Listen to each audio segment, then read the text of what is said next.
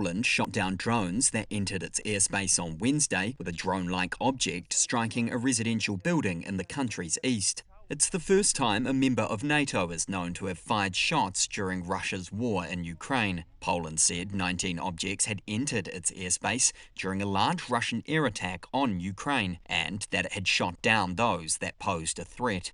Prime Minister Donald Tusk said he had activated Article 4 of NATO's treaty, under which alliance members can demand consultations with their allies. We are most likely dealing with a large-scale provocation. But at the same time, we are in consultation with our allies. I am in constant contact with the NATO Secretary General. This is so that we can respond to this type of threat as effectively as we did tonight.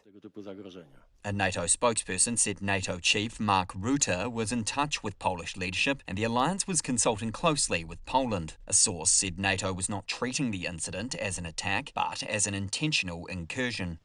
Russia's RIA state news agency quoted a Russian diplomat calling the accusations groundless, with no evidence the drones were of Russian origin.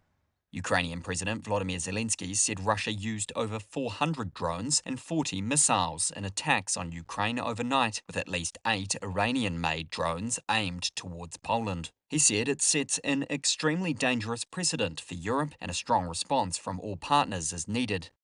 Poland's armed forces urged residents to stay at home, with 3 eastern regions at particular risk.